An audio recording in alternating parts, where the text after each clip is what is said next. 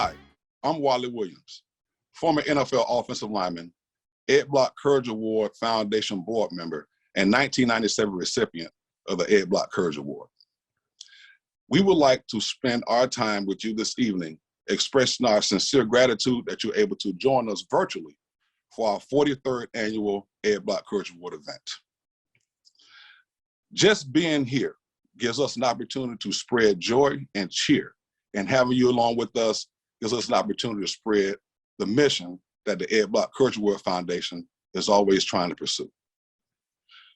Me being a Florida guy and moving to Baltimore in 1997, I was able to be a part of the Baltimore community, and the community accepted me back by also awarding me this prestigious award, having me be a part of the Courage House there in Baltimore, and spending a tremendous time raising money and with those kids that we so cordially and gracefully try to help as much as we possibly can. It is our goal and mission to continue this, even though we have dealt with trying times this year with COVID and other things. It is always our mission to persevere and pursue greatness, which is what the award represents.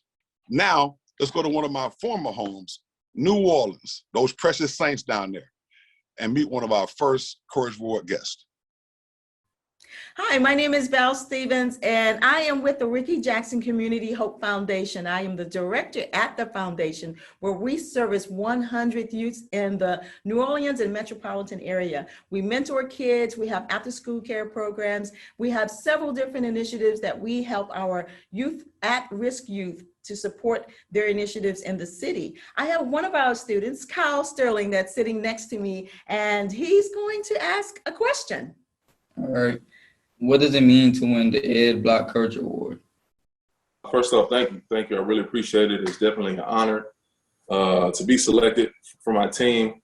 So when Coach Payton announced it, was just, thankful, grateful. All the teammates, pretty much every one of my teammates voted for me. And I'm just thankful that they saw me as fitting to be the Ed Block Courage Award recipient. It meant a lot to me, and to win this award chosen by your teammates, it means even that much more to me, just because it means that guys have recognized the work I put in, how much I wanted to be out there for them this year, how much I cared about what we were doing as a Jaguars organization and as a team as a whole. So that's the coolest thing I think about this award, is that it's voted on by your peers, people that you have the utmost respect for, people that you go to battle with every Sunday. So I can't thank my teammates enough. Them and the strength staff, part of the Jaguars, they did everything to make sure that I would be able to go at the best capabilities I could have. Fred Finch Youth and Family Services is a 130-year-old nonprofit in Oakland that serves children, youth, adolescents, young adults and their families, and provides mental health and emotional supports.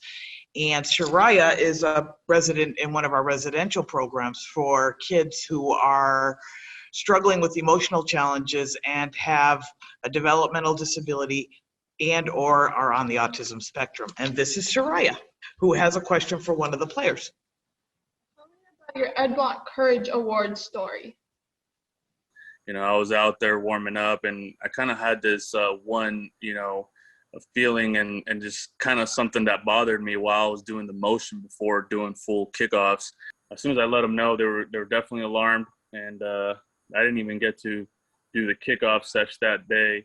Right away, they told me that I needed a couple scans to make sure everything was okay. And then after that, I was out with my wife, and the doctor calls me and lets me know what was going on. And honestly, it was a crazy experience, to say the least. When I found out, my wife obviously broke down, but it's tremendous, to be honest, to be able to have people around me, and starting with my wife, family members, and then all my teammates in that locker room, man.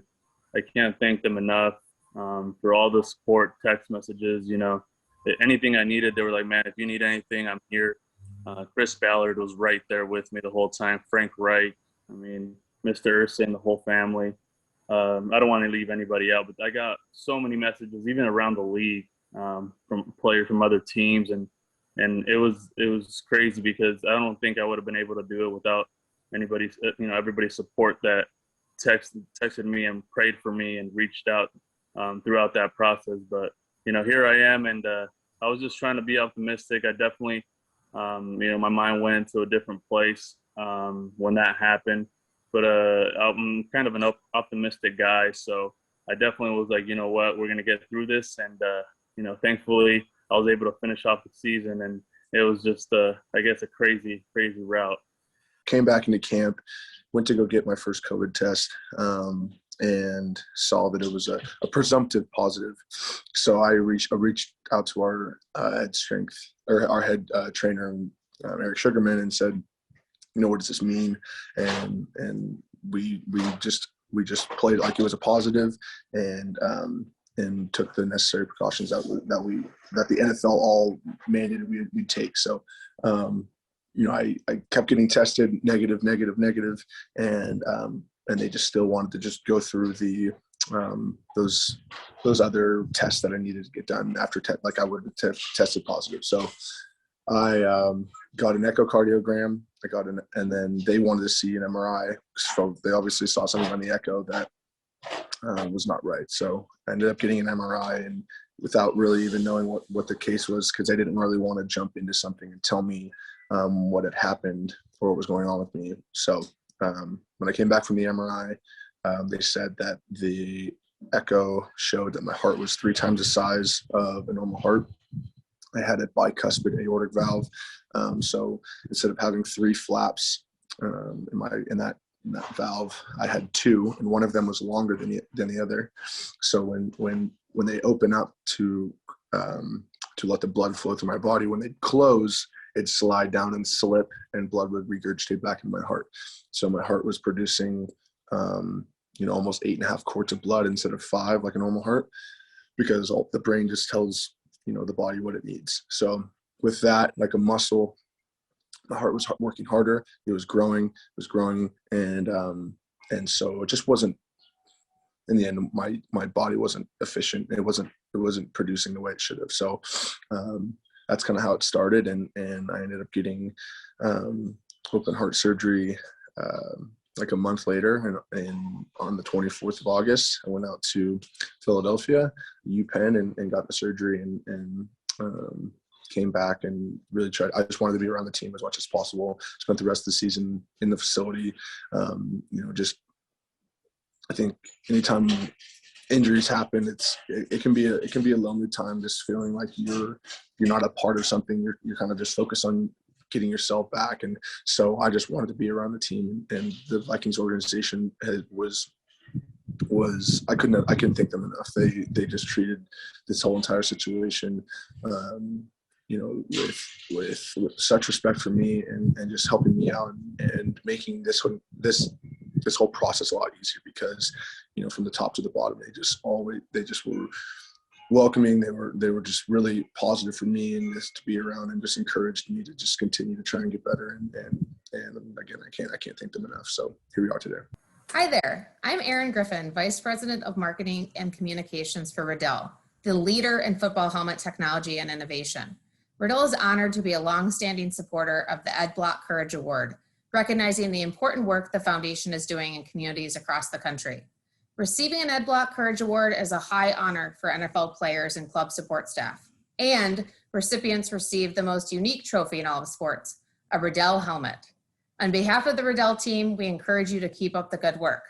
And now let's meet the PFATS Athletic Training Staff of the Year and their Ed Block Courage Award recipient.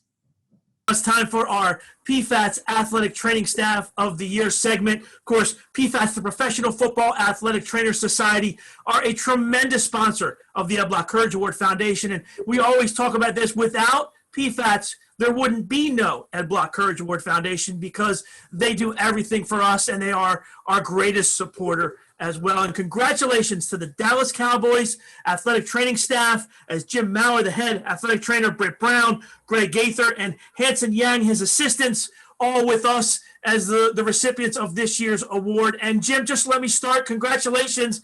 And please introduce us, Jim, to your staff, and tell us about a little bit about you guys. Okay, well, I can't thank you enough for letting us represent the NFL. Obviously, there's 32 teams out there that are all deserving of this award, but it certainly feels great to be honored by our peers.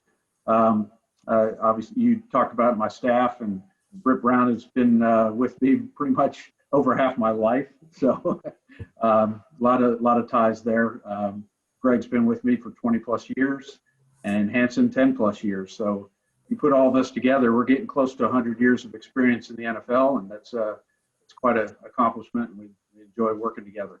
Jim, for those who aren't familiar, give us an idea of how you guys coordinate things as a staff. I mean, you put one guy in charge of certain players. Do you oversee all the players? How do you guys work that? Yeah, it's interesting. When I first got the nod from Jerry Jones to be the head trainer, I told him, you're hiring a staff here. You're not hiring one guy to be the head guy. I want you to walk into that training room anytime and ask any one of us any question. So I like to think that our staff is a little unique in that way, and I do believe that our higher ups come and talk to all of us and can get any answer they need. So yes, we have our delineated roles.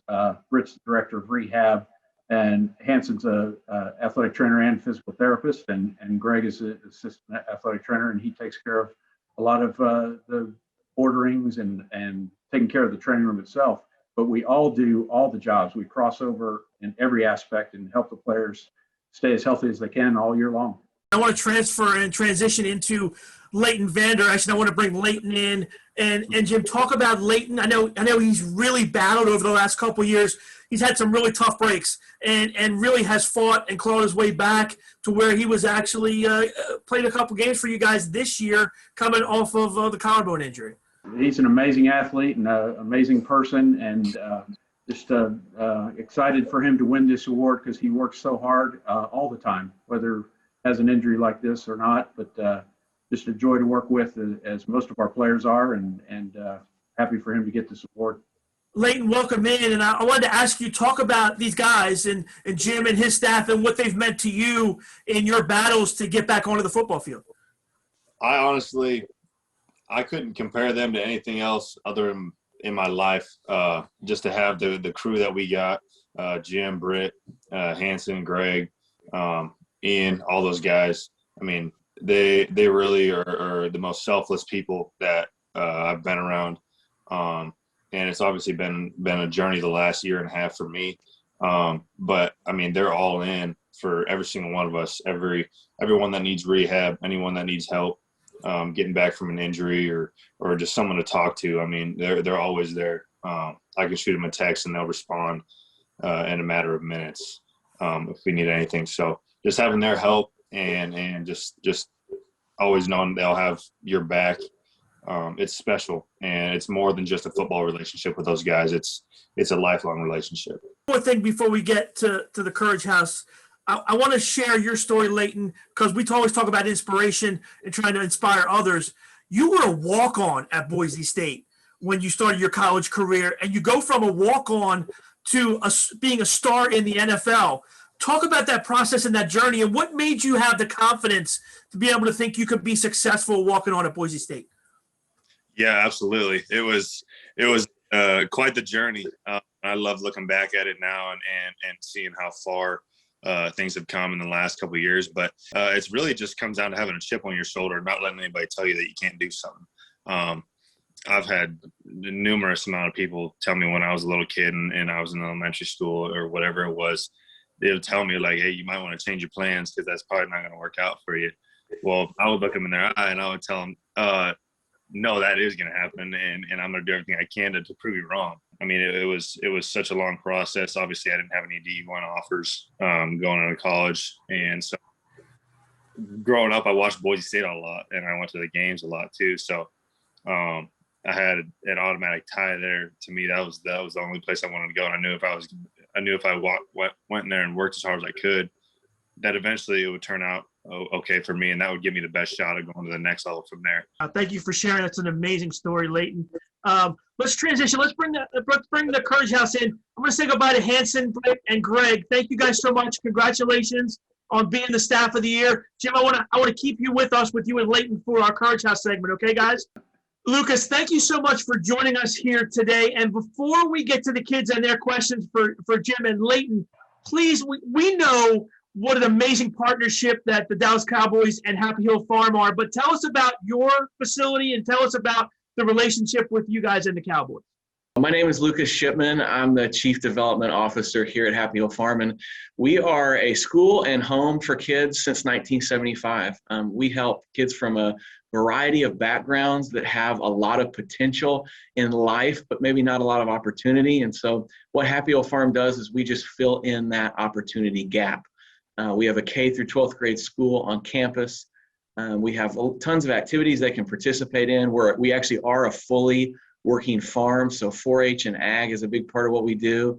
We have an equestrian program. We play all the sports, and it's just a great home for kids to kind of get their start in life and get the opportunities they need, and the training they need, and the education they need to be successful young adults. So that's what we do, and we've been helped out by the Cowboys for, 30-something years now at this point. We knew Coach Landry.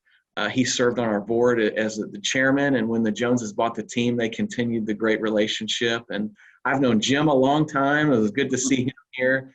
And it's just been a great relationship. Let's let the kids jump in here. And we have, Lucas, I think we have Kristen and Paul from Happy Hill Farm, correct?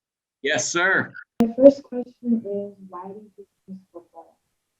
Why did you choose to get involved in football? The reason I chose football coming out of high school and going into college is because I felt like that was going to give me the best shot to go to the next level after that, just based off of numbers wise. And I felt that I had developed so much more, and I had so much more to develop physically to give to the game of football. But I mean, I love basketball and I love football so much, and I'm going to be extremely passionate about being a multi-sport athlete because I think it benefits you in each sport. What question do you have for the guys? How did you start your career?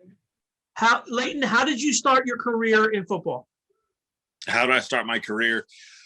I started playing in 6th grade. And so I just took a shot in the dark, and obviously I went to practice, and I knew I was going to play as soon as I got the chance. And that was 6th grade for me. And I love sports. So it was a new beginning for me. It was something new that I could do and try. And I absolutely just fell in love with the game because there's something about football that brings you together with other guys, your friends around you, your brothers. It's an extreme family atmosphere. Oh yeah, I was nervous for sure because around here kids are in pads when they're in like 2nd and 3rd grade already. I didn't have pads on until I was in 6th grade when I just started. So I was literally like thrown into the fire. It was like, okay, you got these big 8th graders that are coming full steam and they're just hitting you as hard as they can. And so that was kind of an eye opener for me. And it's like, this is crazy, but knowing that, hey, one day I'm going to be that 8th grader. Hey, one day I'm going to be that junior and senior. Or if you're just a crazy athlete as a freshman and sophomore, like it happens. But just like I said, trusting that and knowing that I was going to grow up one day. Jim, were you nervous and scared when you walked on the NFL field for the first time as an athletic trainer? I'm nervous and scared every time, and that's you have to be, and Leighton will probably attest to this. You have to be humble to the guy you're about to play too. He's pretty good too, but I'm more want to be ready for what I need to be ready for.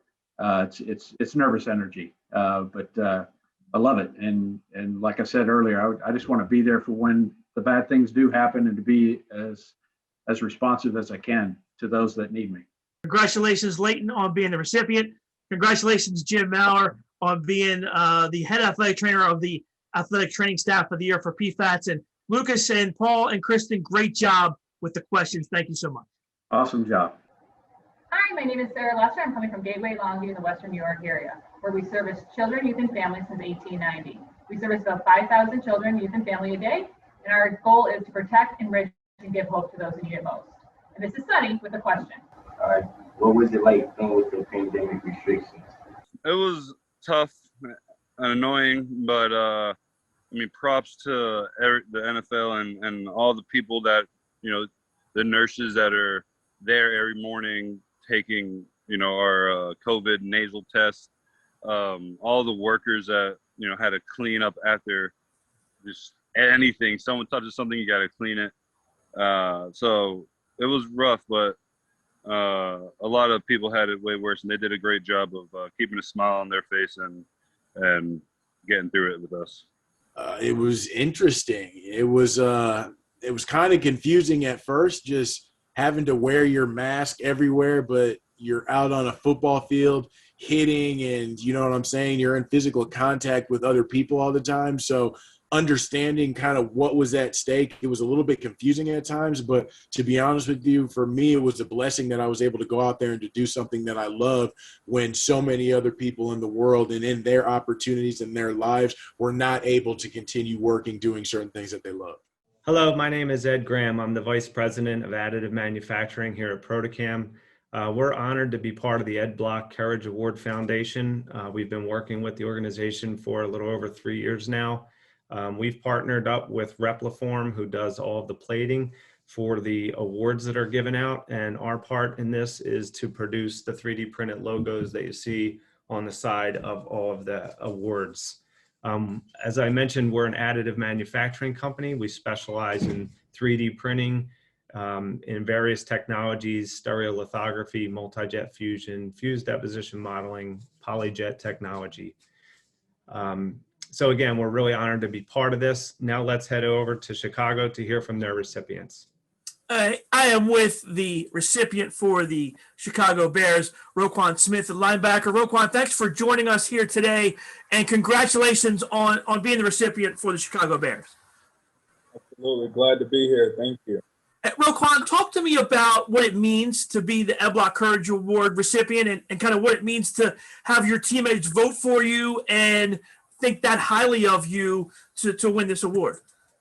Oh, yeah, man. It's a tremendous honor. Our first, teammates, coaches, and entire Bears organization being voted on by my teammates is just truly an honor. Those type of things you dream of, and just the brotherhood that we share up in Chicago, and what makes playing ball truly special, I feel like. You are one of the leaders of that defense. And when you talk about the Chicago Bears defense, there's a standard that's set there.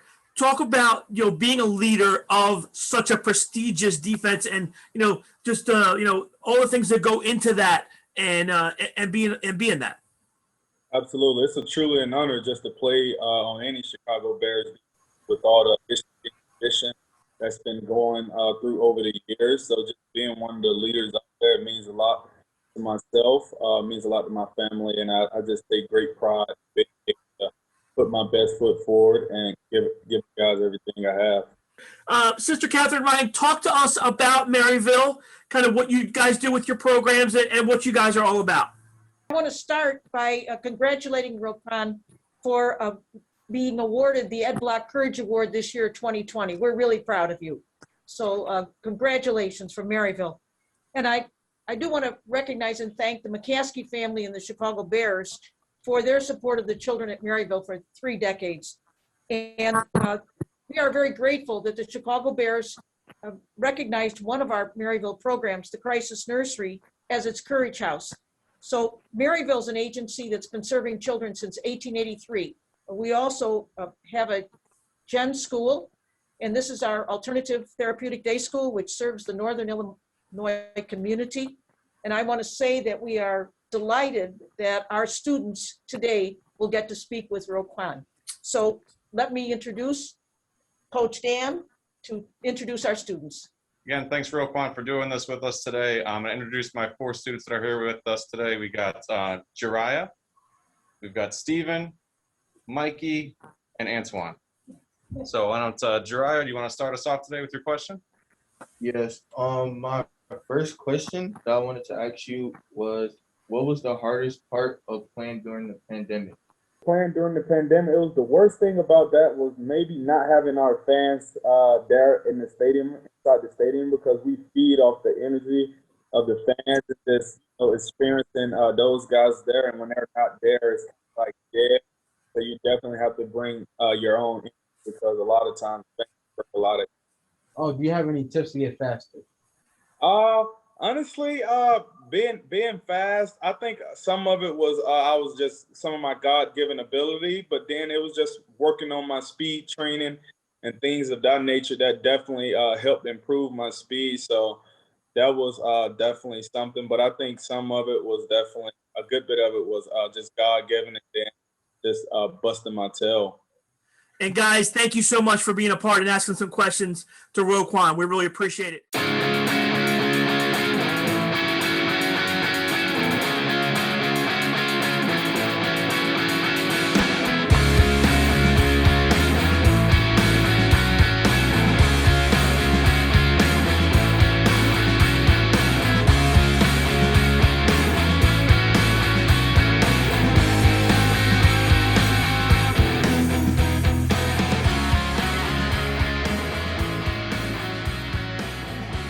Hi, my name is Rhonda Smith, and I'm the Director of Corporate Engagement here at Child Haven in Seattle.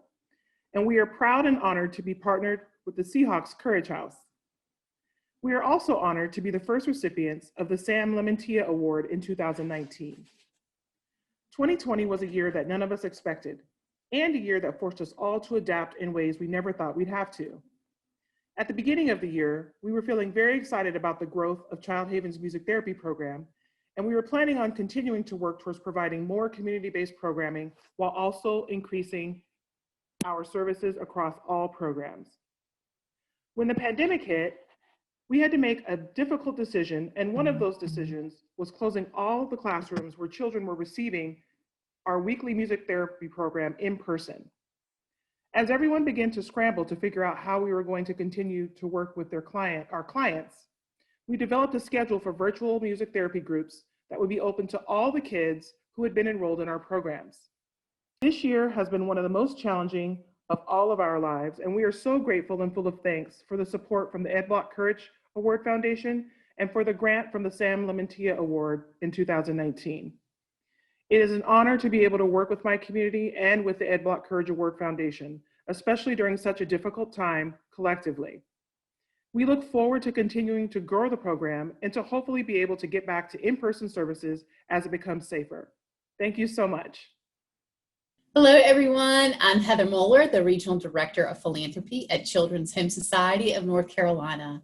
On behalf of the 20,000 children and families we serve every year, thank you for awarding us the Sam Lamentia Courage House Award. This award supports our child-focused recruitment program, which helps us find forever families for the oldest and longest waiting children in foster care. Too often, these children are overlooked and face greater challenges of being adopted because of their age or social and emotional needs. At Children's Home Society, we believe unadoptable is unacceptable, and we focus on recruiting forever families who can meet each child's desires, hopes, dreams, and interests. With your help, we can find safe and loving families for the 679 children still waiting for permanent homes. Thank you. I'm Tyshawn. I'm with the Panthers Courage House. Why is it important to give back to the community? I think a lot of us need help, right? I mean, like, I don't, as far as the self-made man or self-made woman, I think that that's kind of, right, a myth. And I think that we all lean on each other and we all need to each other to grow and become better people. And hopefully I can be a resource for other people. You know, my thing is, you know, especially like I kind of know what I want to do when this game over with for me, because you never know when it's going to be over. And I just know, I feel like my calling is to be a mentor or, you know, be in the community dealing with kids, you know, at a community center for kids, anything, something like that. So I think that's just my my standpoint with, you know, giving back. It just is always meant more to me to give back. So I would say basically everybody I've worked with, you know, from a little kid at, you know, little league all the way to this level. You know, I think everybody that's kind of coached me in some manner, you know, has that mentality of giving back and passing it on. And, you know, I think that's just instilled across football. And I think that's what makes the sport so great. I looked at guys that gave back to our community when I was a kid. You know, I wanted to be like them, and just seeing the impact that they make on the community when I was a younger kid. And those were my heroes looking up. So just trying to give back and be those heroes that that other kids can come to and look up to for help and guidance. Thank you, everyone, for joining us so far as we've reached halftime of the 43rd Ed Block Courage Awards Gala. My name is Ezra Buchdahl, I serve as the administrator at St. Vincent's Villa. The initial Courage House partnered with the Baltimore Colts in 1978 and proudly partner with the Baltimore Ravens today. We are a home of hope and healing for children ages 5 to 13, many of which have been moved around in the foster care system, losing touch with family and friends over the years. Our amazing trained staff provide a wide range of therapeutic and recreational services to help the children who have suffered significant physical and sexual abuse. The children who make it here are the relative lucky ones, as we provide an opportunity for them to safely just be kids. For many others, the abuse and intense fears about their safety will never stop. We have been truly blessed by our partnership, with support ranging from player visits, Christmas gifts, facility renovations, funding therapeutic services, and most recently, the Ed Block Courage Award Foundation has funded our rehabilitative facility dog, Carmen, who is with us here today. She has made an undeniable impact on our residents. We have a child who was abused and abandoned by her mother at a young age. The pain and loss led her to exhibit dangerous physical aggression and self-harm behaviors, including cutting herself. She has formed a special bond with Carmen to the point where she calls her my daughter. She's now able to express that she wishes her mother loved and took care of her the way that she takes care of Carmen. There are many stories like this as she makes an impact every day. Carmen helps calm kids scared of needles during our blood lab. She de-escalates crises by giving kids kisses and licks. She sits with kids in therapy sessions, works with kids in the classroom where they read to her, and she prances around the school and the residents as if she owns the place, which she does, lifting everyone's spirits. But with all that, I believe the children can sum up Carmen's impact with their direct quotes. Thank you, Carmen, for making my life better. Thanks, Carmen, for helping me get my blood taken. Thank you for being by my side when I was angry and sad. Mr. Ezra, I will give you $1,000 cash, chocolate, and wine if you let me take Carmen home with me when I leave. There are thousands of children across this nation who are living in very dangerous and harmful situations. Now more than ever, the children and their families need your help. Please consider donating today, as each dollar will directly support the National Courage House Support Network for Kids to improve the lives of children in need. We certainly would not have Carmen without the help of the Ed Block Courage Award Foundation and people like you. Help make a difference and change the futures for those who need it the most. Thank you very much. This is Matt Calhoun from M&T Bank, the Senior Vice President of Retail Banking. M&T is the proud title sponsor of the Ed Block Courage Award Foundation and the annual Ed Block Courage Award Gala. Opportunities like these show our customers in the community how much we serve, just how important it is for the bank to be a part of the community and how much we try to understand what is important. The bank contributes over $3.5 million annually in charitable donations to over 200 not-for-profit organizations in and around Baltimore.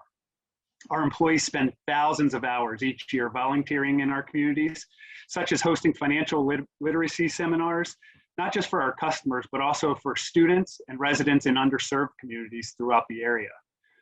Our partnership with the Baltimore Ravens is a great example of how leveraging with other organizations in the area can truly make a difference in the community.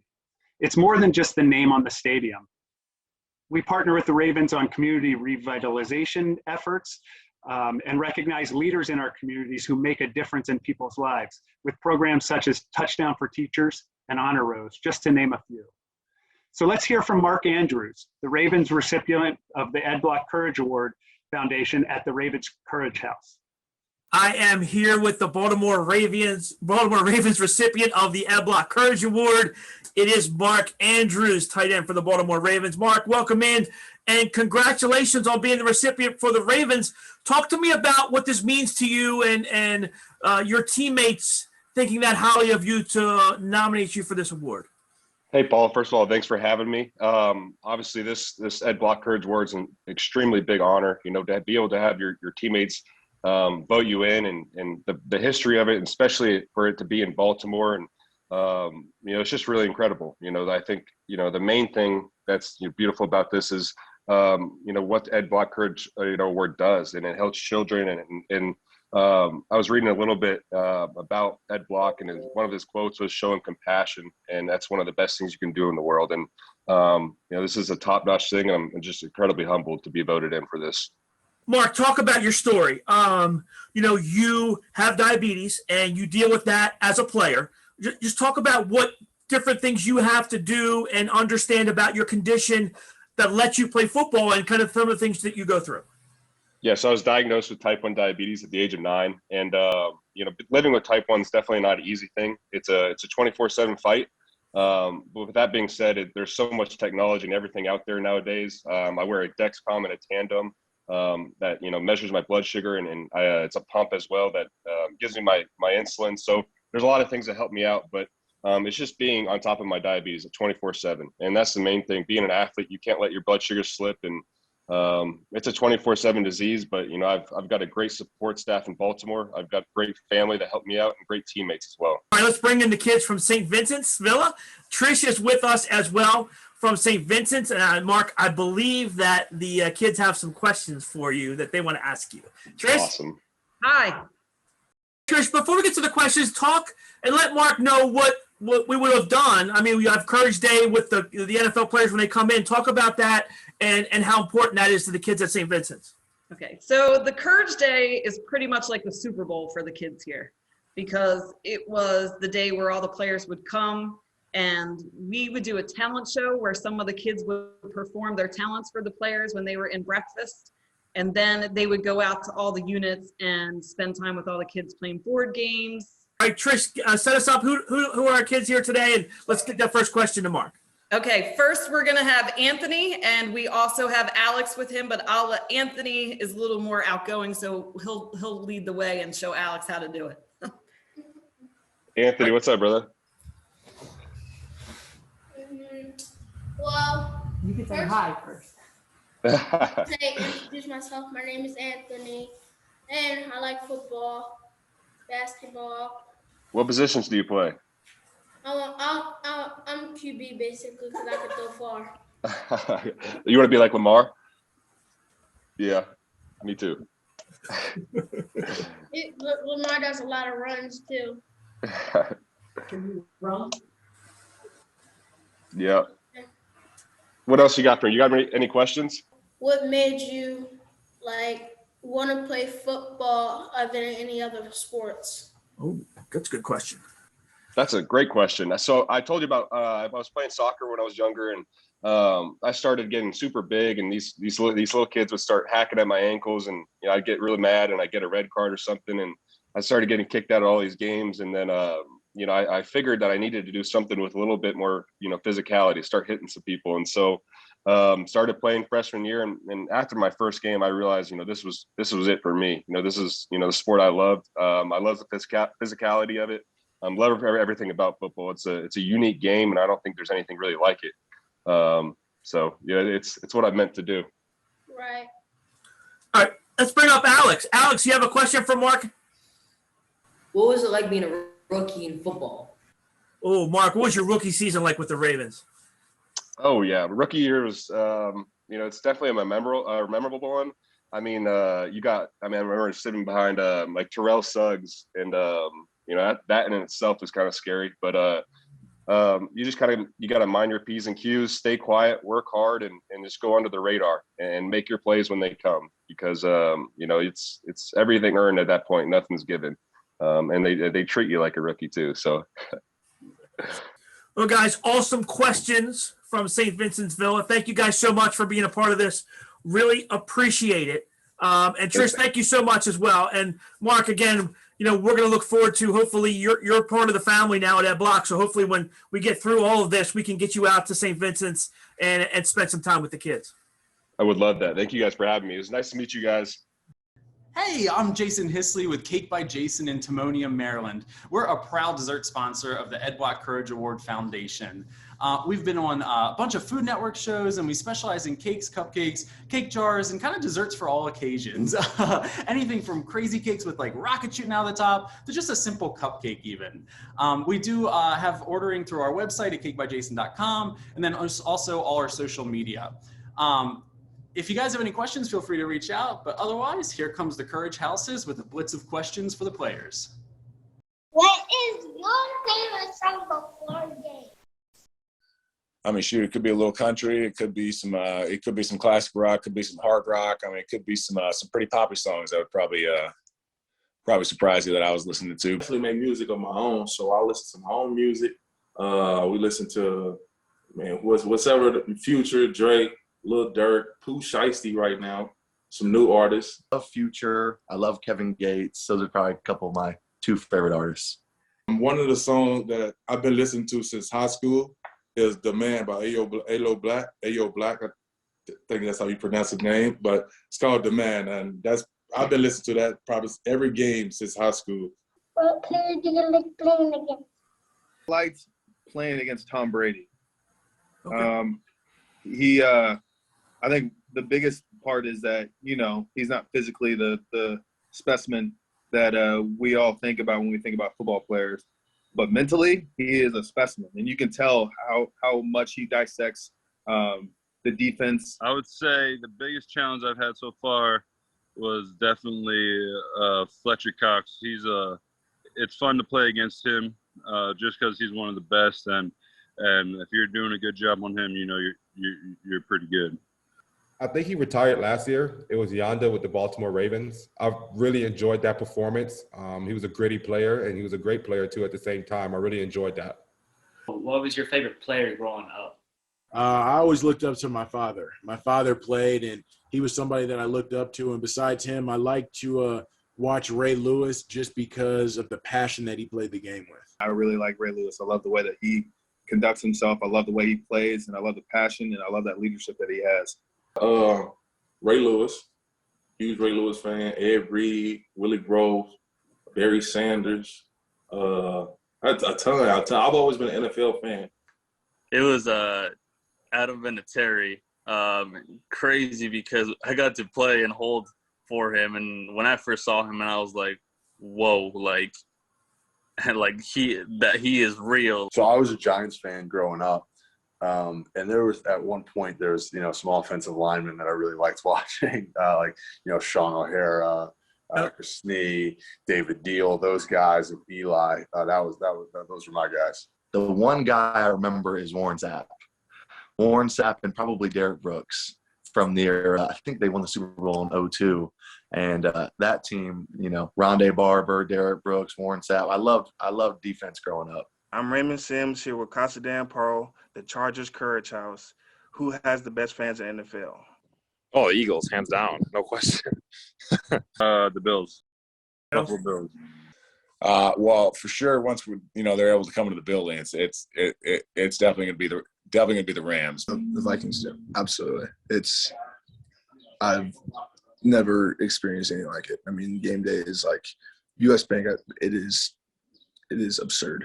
Arizona Cardinals, obviously, the Red Sea. Hi, everyone. My name is Rick Dunlap. Hello, everybody. I'm Brian Berger. We work at Rebel Forum, and we've been absolutely honored to work with the Ed Block Courage Foundation for the past 3 years to help produce these awards for some amazing people and players. Here at Rebel Forum, we specialize in electroplating on 3D printed plastic parts, mainly, but as you can see, we also work on more traditional plastics as well. This ranges anywhere from structural reinforcement, EMI shielding, even a little bit of thermal work, all the way to, as you can obviously see with these, aesthetics, which is normally what people electroplate for. Now, this year we've been given a little bit more work by having to do an additional helmet for the New England Patriots, which is absolutely fantastic. It's so good to have more awards than less. That means there's so many good more people out there in this world, especially in these days. And we'd love to go hear their stories at this time. Welcome back. We are joined by Devin McCourty and James White, the co-recipients of the Ed Block Courage Award for the New England Patriots. Guys, welcome in. And Devin, I'll start with you. Just what this award means to you, voted on by your teammates, and how special it is. It's an honor. I think, any award that really personifies adversity and getting over that and persevering. And I think that's what the Ed Block Courage Award stands for, to have courage to move forward. And I think for me, personally, and I'm sure the same thing for James, it represents just our family. It's not just about us. It was having a whole village, our family supporting us to be able to go out there and continue to play football through a hard time. And, especially for me, my wife was my motivation and inspiration all year. Just seeing her continue to go on and fight and doing all the things she needed to do as a mother and a wife, even though I know how much she was hurting. So for me, this award really goes to her, and my family supported me a lot just to get through this season. Devin and James, you both suffered tremendous family tragedies. James, I can feel you because I just lost my dad recently as well. I guess first of all, talk about how is your mom doing, and just tell us about how things are going right now. My mom's doing a lot better. She's progressing each and every day. She comes over to see her grandkids every now and then. She doesn't quite have all of her energy back yet. My son has way too much energy for her to kind of keep up with him. She'll hold my daughter every now and then, but it's still a process. Obviously, she's been through a lot of stuff, and it's still a lot of time before she's kind of back to her normal self. But it's been great to see her progress and get better. She's a fighter. It was tough, coming down during the season and seeing her in the hospital like that. My mom's a strong woman, but just to see her connected to all that stuff, it was difficult.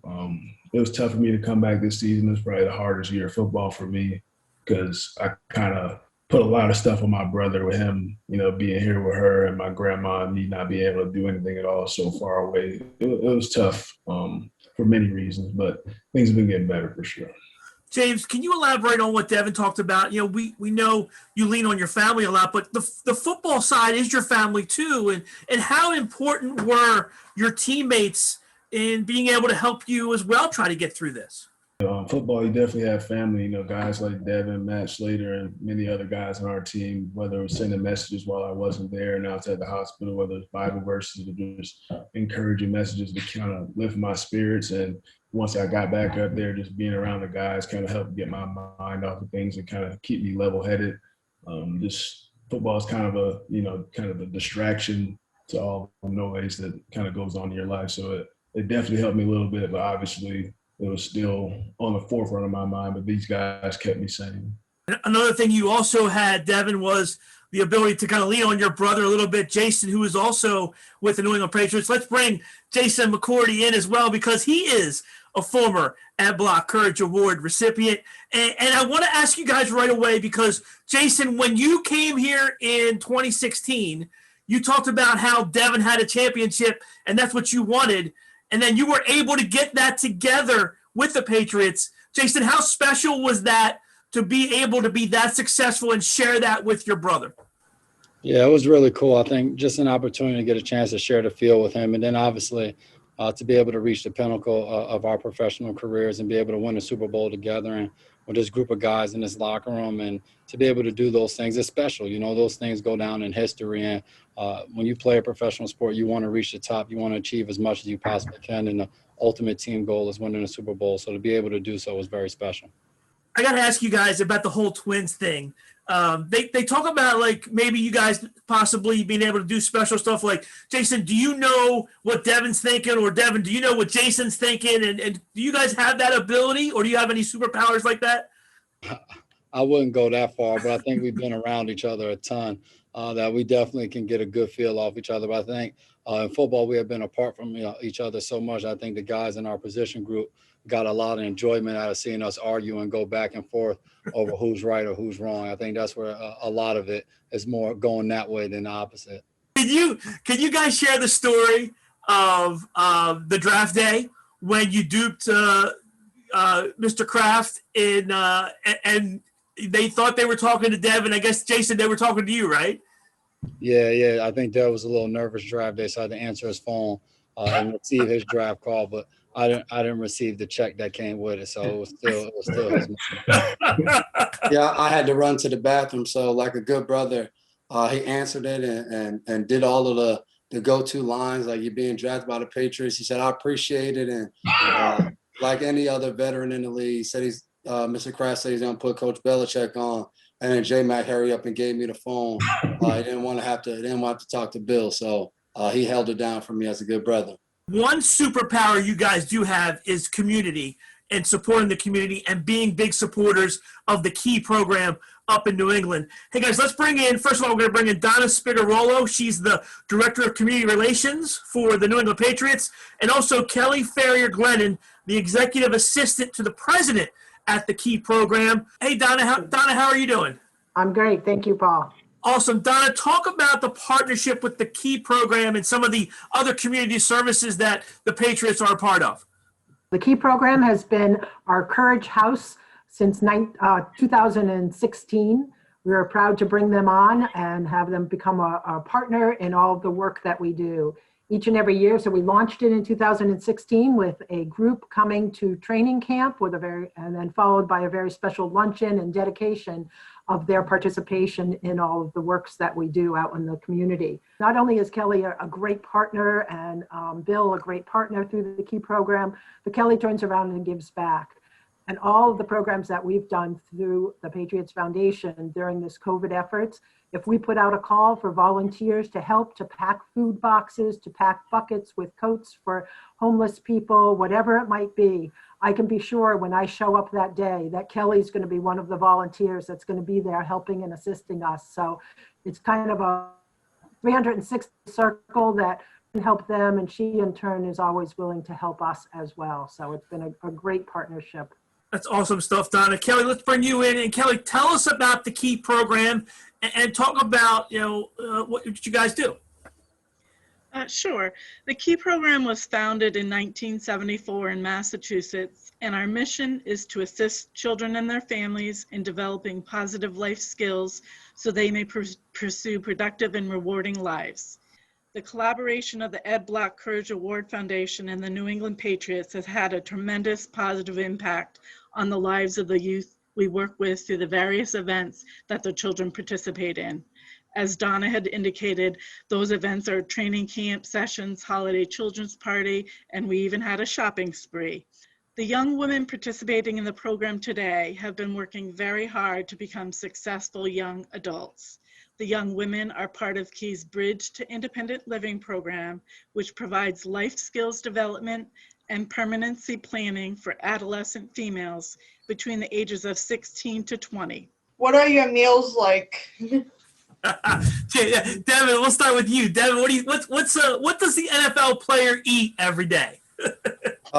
We eat a lot of good stuff, but that's not that important. My favorite meal is eat some chocolate chip cookies, a little ice cream. Just can't do it too much. But I want you to know, as football players, we still enjoy the things that everyone else does. But mainly, we try to stay away from fried foods. I'm a big seafood guy, so I love to eat fish and shrimp and things like that. But my wife she's awesome for me because she loves to cook. So I get to have really good meals without having a chef and all that, the lavish lifestyle. We live regular. Wife cooks it up and I eat it. So my meals is whatever my wife cooks. I don't argue. I just eat. Man, very smart man. James, what about you?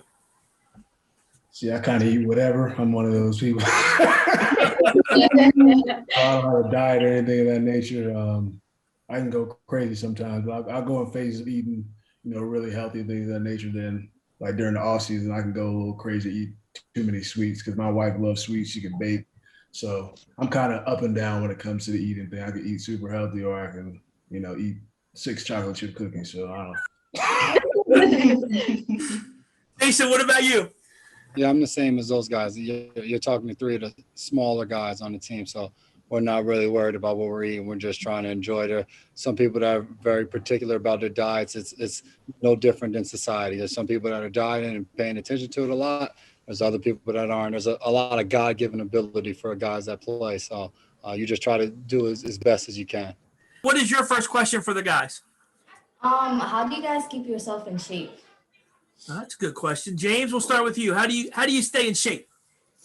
It's not what I eat, that's for sure, but lifting weights, running, just doing whatever I can, stretching, getting massages. There's a lot of ways you can take care of your body. Each player has their own strategy of what makes them feel good and what makes them perform well. Guys, I want to give you an opportunity here for while we wrap this up. Just one thing. James, what advice or what inspiration can you pass on to the young kids about kind of what you've experienced or what you've gone through, or maybe some advice to them? What do you think, James? I'll start with you. I would just say be good people, be good friends, be good daughters, impact your communities in a positive way, do whatever you can to help others. There's a lot of things you can do. Work hard, work on your strengths, work on your weaknesses, and just do the best you can at everything you do. Obviously, you're not going to be perfect with everything. Everything's not going to go the way you want it to, but you got to keep pushing. Just trying to stay positive. That's a big thing for me. Trying to stay positive through all the negative stuff that goes on. It's going to get better eventually. There's going to be some dark days, but you got to keep going. I would just say that to keep working hard. I think putting your head down and not worrying about what else is going on around you. Find you good friends that want to do the same things you want to do. And I think obviously you guys have a lot of good people. That's why you're a part of this program today.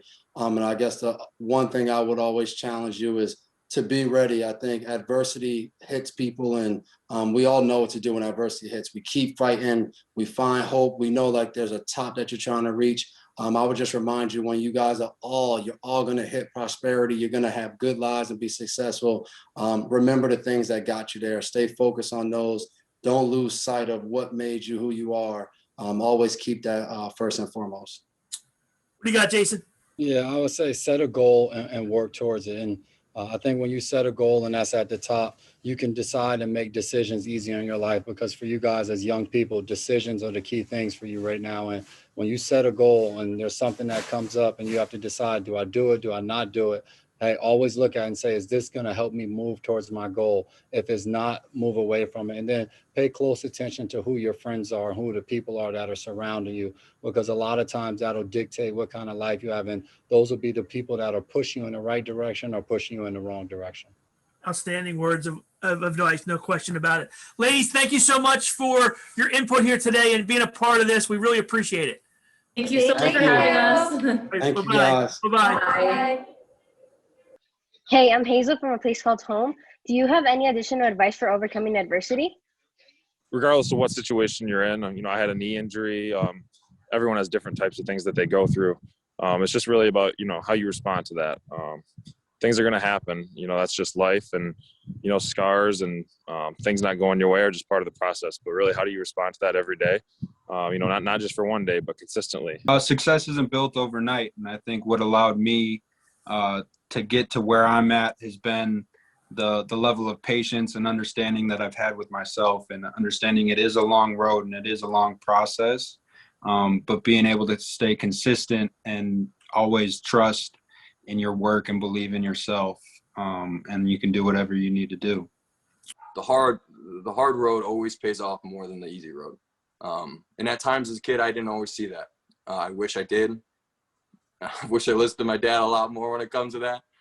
But really, and that was one thing that was a great thing about my parents, they instilled in me, is the don't quit. And I learned the older I got, some of those times where I wanted to quit an AAU team because I wasn't playing it much, or I wanted to quit track because it was too difficult and I didn't have a future in it. Well, when you stick those things out, you realize there's a bunch of life lessons you learned in between. Never give up. And when you're down, surround yourself with positive people.